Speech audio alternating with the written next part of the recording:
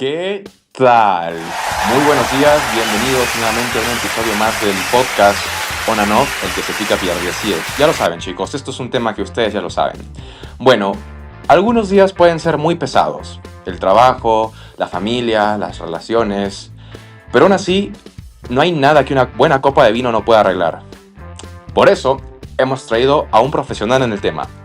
Con ustedes, el señor Luis Webster.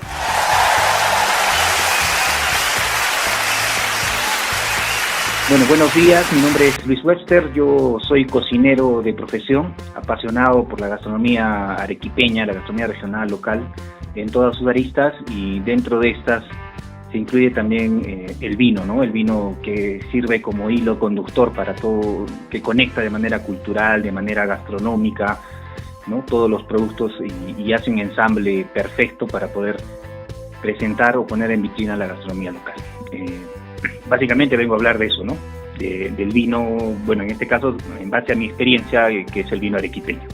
Excelente, muchas gracias Luis. Y qué bueno que menciones que es vino arequipeño, porque nosotros queremos ofrecerle al público algo más de autenticidad, porque vinos hay muchos, buenos y malos, claro que sí, pero vino arequipeño puede que solo haya pocos, y por eso tenemos que potenciarlo, y esperamos que a través de este podcast podamos hacerlo. Muy bien Luis, cuéntanos, ¿cómo se entrena realmente el paladar de un catador profesional? ¿Es un talento o se forma con disciplina?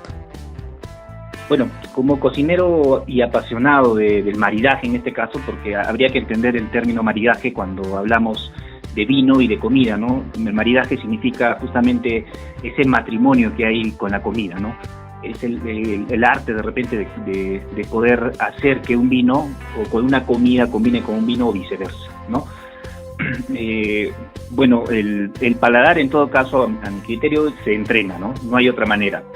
Yo no nací sabiendo qué vino iba con cada plato, ¿no? Todo ha sido un tema de prueba y error, mucha memoria sensorial y siempre mucha humildad por delante, ¿no? Hay gente mucho más sensible a ciertos aromas, ¿no?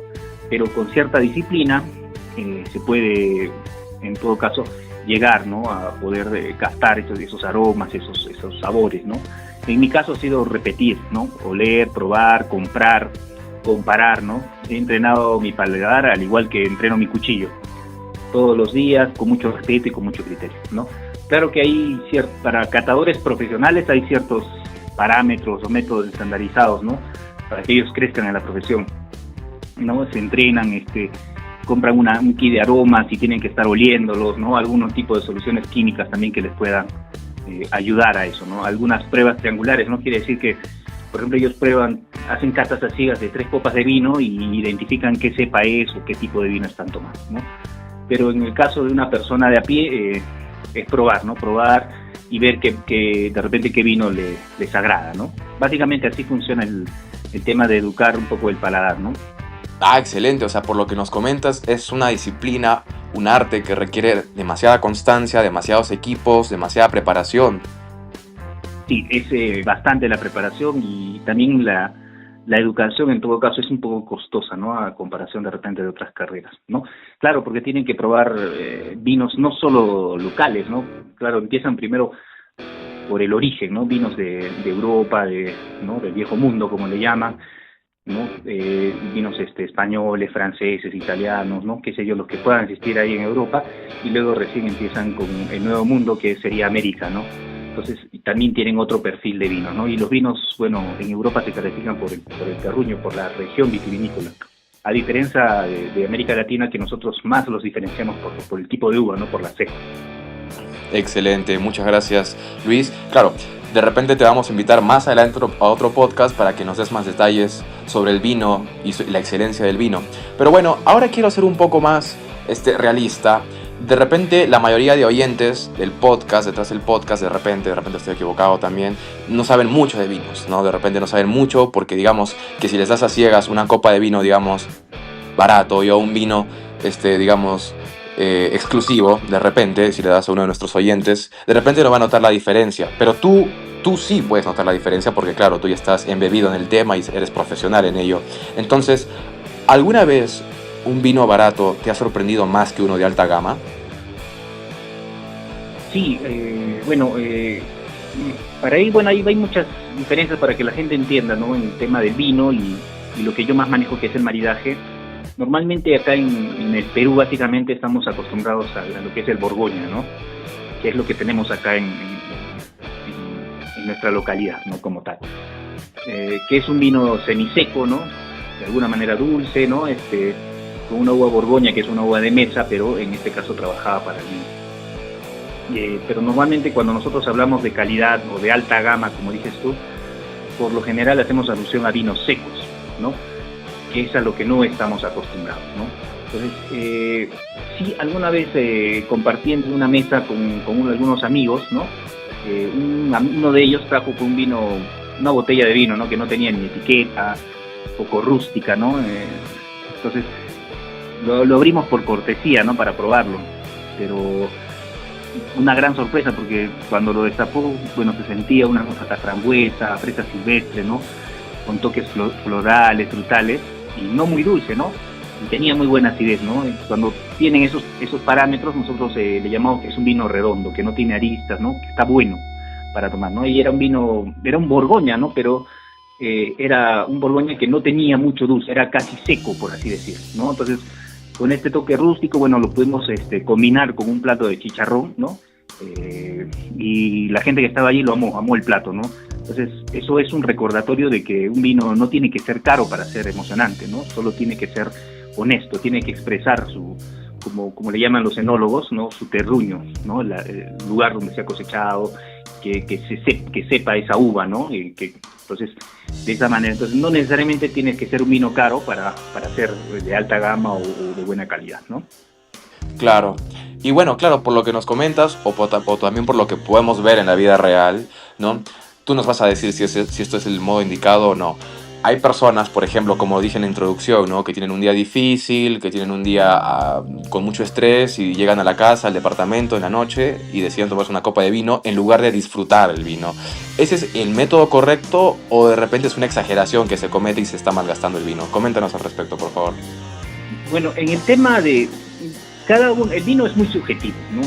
Yo puedo sentir algunas cosas como otros profesionales también más expertos de repente, algunas características, que en realidad el vino o el mejor vino para uno es el que a uno le guste, ¿no? Y a veces es muy subjetivo, porque yo puedo estar un poco molesto o puedo venir con una carga laboral muy fuerte y estoy cansado y simplemente en ese momento ese vino en específico me gusta, ¿no? Porque me hizo sentir bien, me reconfortó, ¿no? O de repente estoy un poco triste y me tomo un vino, no sé, un vino blanco, se me ocurre por ahí, y me cayó bien en ese momento. Y a veces el estado de ánimo influye también en la percepción del vino, ¿no? Puede ser que esa misma sensación ya no la vuelva a sentir más adelante con ese mismo vino, en esa misma temperatura, en ese mismo ambiente, ¿no? Fue un momento especial, único de repente, ¿no? No siempre es así, pero pasa, ¿no? La percepción del vino es muy subjetiva en todo caso, ¿no? Entonces, está bien si tú lo quieres tomar de esa manera y te gusta, pues está bien, ¿no? Es perfecto, es correcto, ¿no? Pero nosotros en el rubro acá de la gastronomía, con los enólogos, con los sommeliers, que son los especialistas, ¿no? En el caso del enólogo, que va desde el estudio de la tierra, ¿no? La cosecha, ¿no? Los bodegueros, en este caso, como lo conocemos, y los sommeliers, que ya sería un poco más la parte comercial, ¿no? De todos los vinos y tal. Siempre vamos a disfrutar más el vino como un plato de comida, ¿no? No como aperitivos antes de la comida, no. Ni tampoco como un digestivo que es después de la comida, sino junto a la comida. O sea, comemos un bolo, hacemos un bolo ahí con el plato y luego mezclamos con el líquido, con el vino, y formamos un sabor de repente mucho más agradable. Nos ha pasado inclusive que algunos comensales o clientes les ha gustado tanto estas experiencias que ya no pueden percibir ese plato sin ese vino. Entonces sí o sí tienen que comprarse esa botella de vino, esa copa de vino para consumir ese plato, ¿no? Porque saben que es mucho más agradable, ¿no? Excelente, excelente. Ahora, ¿cuál ha sido el vino más exótico o único que has probado y qué lo hacía tan único? Coméntanos sobre la procedencia, la cepa, la cosecha. Coméntanos al respecto, por favor. Muy bien. Yo, la verdad, mira, en mi experiencia, cuando me he adentrado a este mundo de los vinos, ¿no? Como tal, claro, porque era complemento de mi cocina, ¿no? Yo como cocinero busco de repente, a manera comercial, elevar el ticket promedio de mis mesas, ¿no? Entonces, uno de ellos, bueno, hay varias maneras, ¿no? Uno es los postres de repente, pero uno de ellos, o un cóctel, ¿no? Pero uno de ellos es el vino, ¿no? Que a mí más me agrada, ¿no? Entonces, en esa experiencia necesitaba aprender, ¿no? Y como todos creo, como el común denominador de lo que puedan pensar en función del consumo del vino, empecé por vinos argentinos, vinos chilenos, ¿no? Hasta que por ahí conocí un grupo, un club, ¿no? Donde justamente se valora lo que son los productos regionales, arequipeños, y también está dentro de estos el pisco y también el vino, ¿no? El vino local. Entonces, de ahí he ido adentrándome justamente a este tema de los vinos locales, ¿no? En este caso vinos arequipeños de alta gama, que es como yo le llamo, porque cumplen ciertos parámetros de calidad, aparte de que sus vinos son muy sabrosos, ¿no? Son mucho más fáciles de usar en la gastronomía, son vinos más gastronómicos, ¿no? Entonces, en esa línea yo conocí un vino que no había probado antes, tampoco tenía registro de que existía, ¿no? Bueno, después ya me vengo enterando que son mucho más antiguos, ¿no?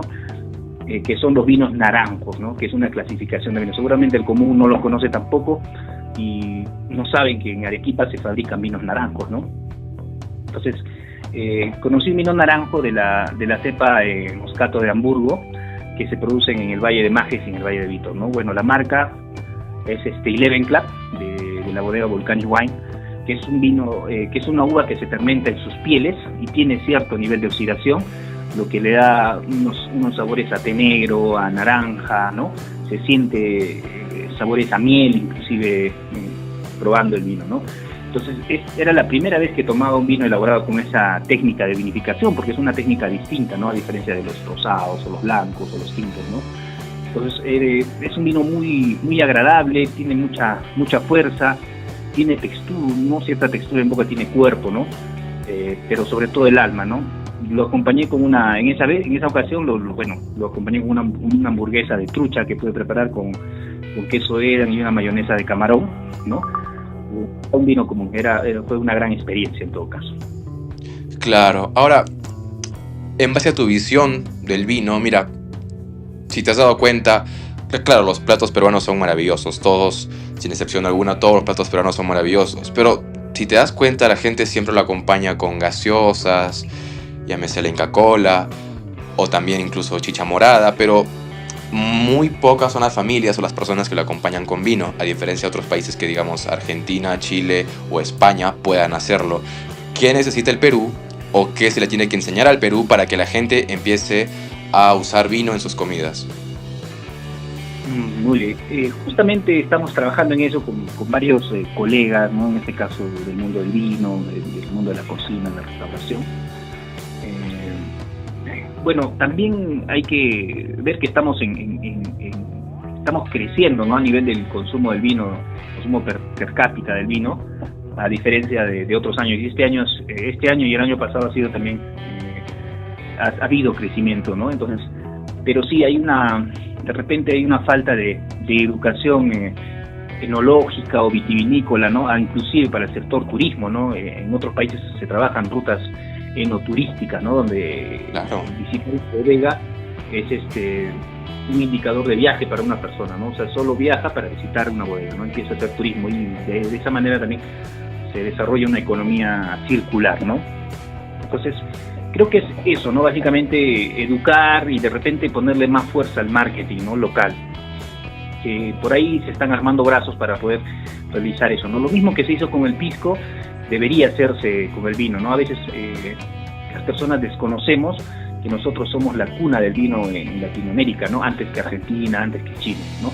Por temas propios, de repente políticos, de gestión acá, se cambió eso al pisco, ¿no?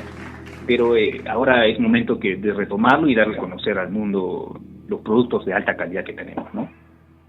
Claro que sí, y mira, yo no me acuerdo, yo no sabía de eso, de que Perú era, digamos, como tú lo dijiste, un centro de vinos, y que claro, por temas de política lo reemplazaron al pisco, y encima más que Argentina y Chile. Yo creo que debieron, claro, el gobierno en su momento, o ahora incluso tú y tu comunidad de cocineros profesionales, yo creo que ya es momento, ¿no?, de potenciar el vino y el pisco, cosa que así Perú puede ser más visible a nivel mundial, y claro, ya también dejar el hábito de consumir bebidas gaseosas o otras bebidas en lugar de vino para acompañar las comidas peruanas, porque claro, en lo personal, porque yo sí lo he probado algunas cuantas veces, sí queda muy bien comidas peruanas con una buena copa de vino.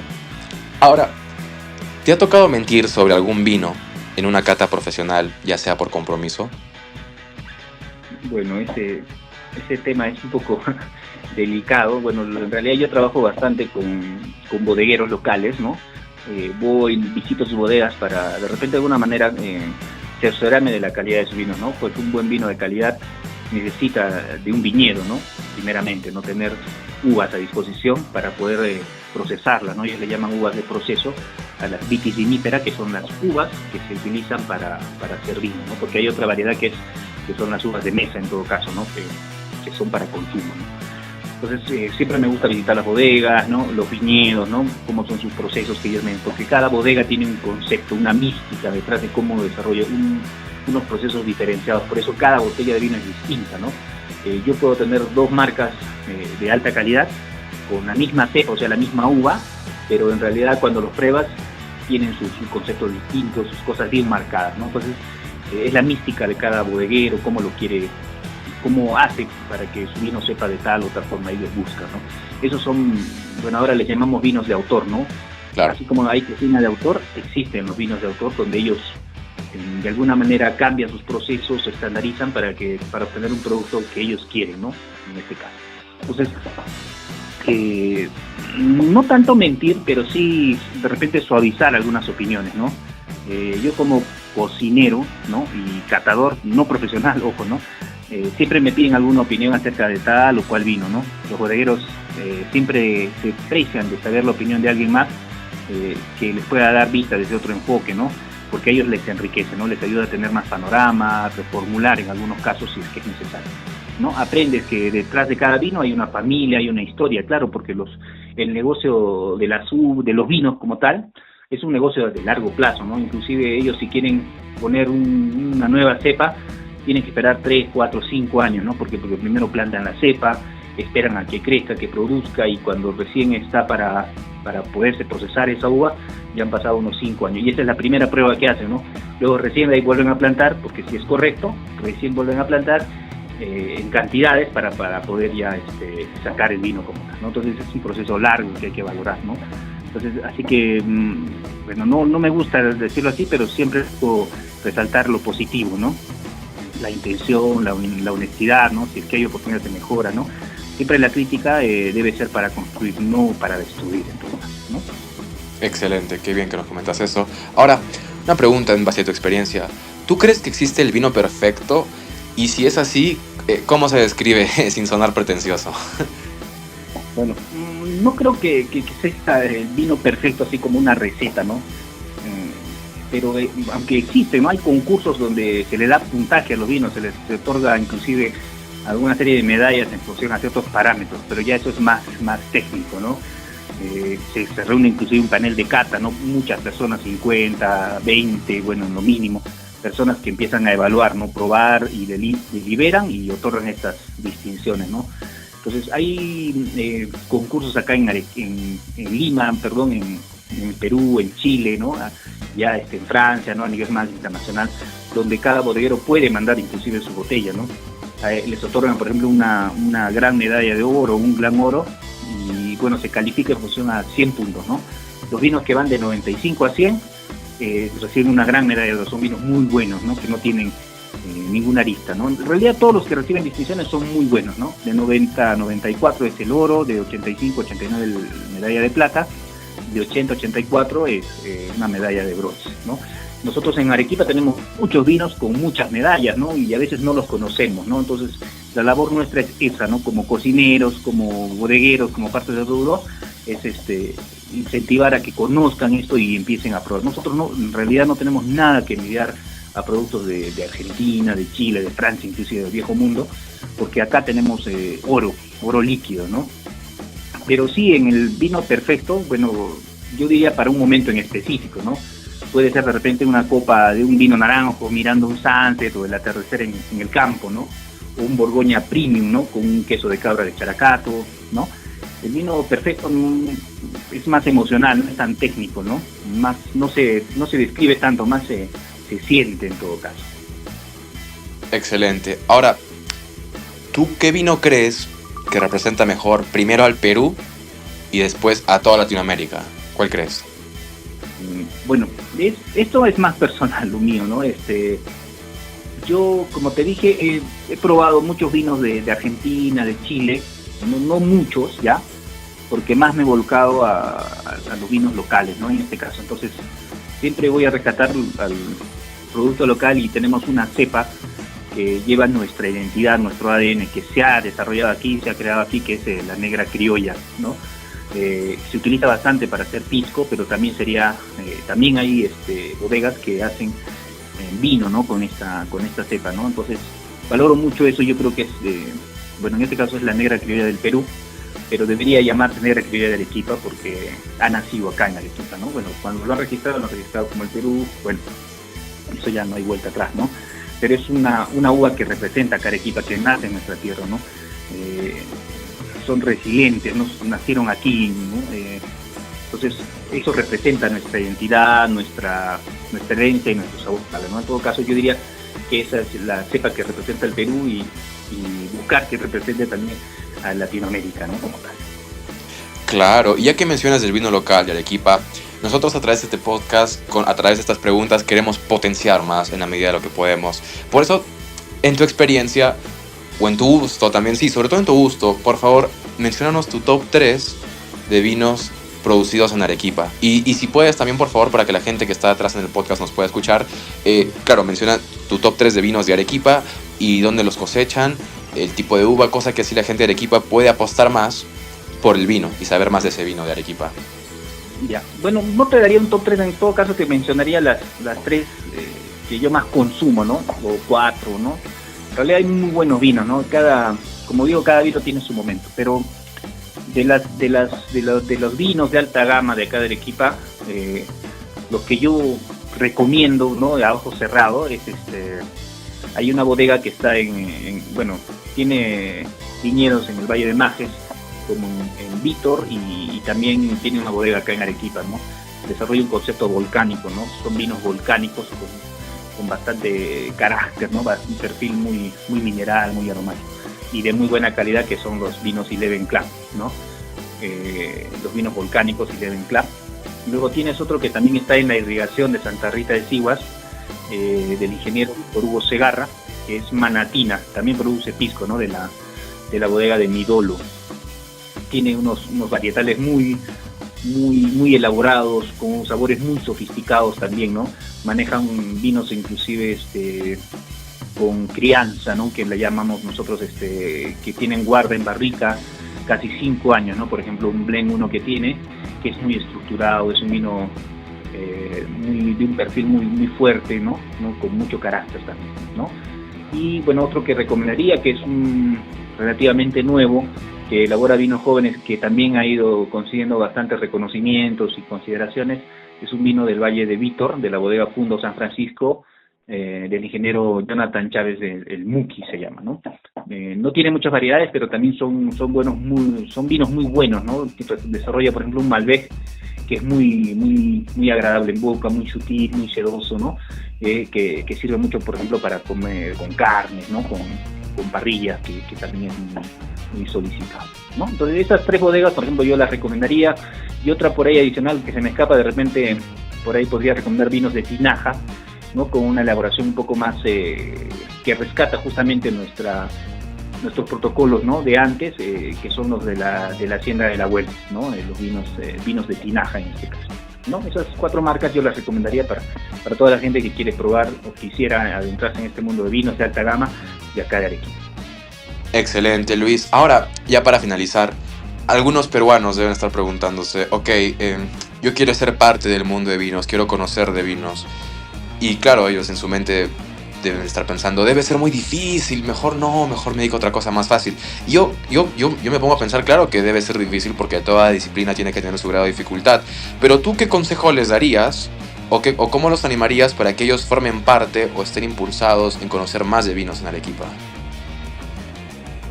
Bueno, lo primero es adentrarse a eso, ¿no? Conocer, yo, por ejemplo, mi camino ha sido por mi oficio, ¿no? Por el mundo de la gastronomía, ¿no? En un comienzo yo me dedicaba, bueno, era más especialista en carnes, en parrillas, en asados, tenía varios cortes y tal en mi negocio. Entonces entendí que para ese tipo de negocios siempre va amarrado con una botella de vino, ¿no? Y ahí rompí muchos paradigmas, ¿no? Por ejemplo, en la tele siempre te pintan eso, ¿no? O los programas de televisión, o la publicidad dice que una carne va bien con un vino. Entonces, ¿qué me pasaba a mí? Como yo no era muy conocedor, me iba al centro y me compraba un vino, ¿no? Y era un Borgoña, pues, ¿no? Y un Borgoña con una carne no es una buena experiencia, ¿no? No pega, no hay maridaje, no hay match, ¿no? Entonces, de ahí recién aprendí. Pero ¿qué me quedó de esa vez? O sea, dije, pucha, creo que yo no soy, mi paladar no es bueno, no sirvo para esto, ¿no? Entonces fue una mala experiencia. Pero ahí fue rompiendo ese paradigma y empecé a entender que no, pues hay un vino para el plato que tú puedas escoger, ¿no? Cualquier plato que tú puedas escoger, pero existe un vino, ¿no? La idea es saber cuál, buscarlo ahora, ¿no?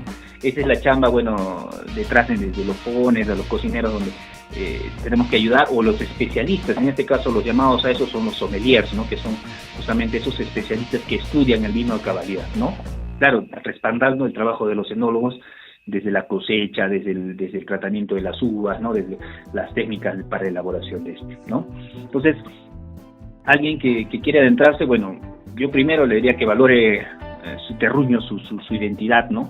En este caso Arequipa, y empiece a buscar los vinos de acá de Arequipa. Si desea, puede contactar conmigo. Yo trabajo con todas las marcas de vinos de alta gama de acá de Arequipa, y también ofrecemos una suerte de experiencias, ¿no? De menús con tiempos, donde cada tiempo va acompañado por un tipo de vino que le corresponde a ese plato, ¿no? Y explicamos, ¿no? Trato siempre de llamar a los bodegueros o a un sommelier para que también les pueda explicar, ¿no? Y que les enseñe, por ejemplo, el proceso de la cata, cómo catar un vino, cómo saborearlo, cómo ver sus colores, cómo diferenciar si es que es un vino de calidad o no, ¿no? Qué matices debería buscar en un vino de tal elaboración, ¿no? Entonces, y luego también yo les explico en función del amarre, del maridaje, cómo es que he ensamblado ese plato, ¿no? Algunas veces hago con platos más sofisticados, otras veces con platos más tradicionales, ¿no? En este caso estamos tratando de romper. Nosotros como arequipeños somos muy tradicionalistas, muy parametrados de repente, y pues hay tradiciones que se van rompiendo, ¿no? En este caso la picantería es muy cerrada, ¿no? No permite, por ejemplo, que se puedan trabajar sus platos con vinos, ¿no? Si tú vas a una picantería, difícilmente encuentres una botella de vino, ¿no? Lo que encuentras es chicha, el anís nájar, ¿no? Que de repente es un poquito más difícil de maridar. Pero yo, por ejemplo, hice una investigación, ¿no? Acerca de escoger de repente 3 opciones de maridaje para cada plato tradicional de acá de la ciudad de Arequipa, ¿no? Probablemente lo esté publicando más adelante, pero ya está, ¿no? O sea, ya hay un trabajo ahí detrás que se tiene que hacer. Entonces, eso, buscar de repente lugares. Ya Arequipa también se está abriendo, varios restaurantes ya tienen en sus cartas vinos o botellas de vinos locales, ¿no? No muchos. En realidad es un trabajo que se viene haciendo de la mano con los bodegueros, ¿no?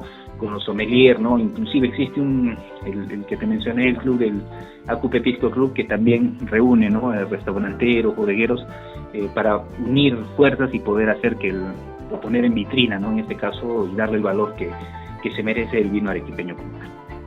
Excelente, muchas gracias Luis Webster por tu presencia en este podcast, y también quiero agradecer por tu conocimiento y profesionalismo, de verdad. Yo creo que con tu presencia aquí en este podcast nos ayudas muchísimo para conocer más del vino, que es un mundo de mucha calidad, y también para las personas de Arequipa que están interesadas, y de todo el Perú y del mundo que escuchen este podcast, que están interesados en conocer más de vino. Excelente, Luis. ¿Algo que quieras decir a la comunidad de On and Off?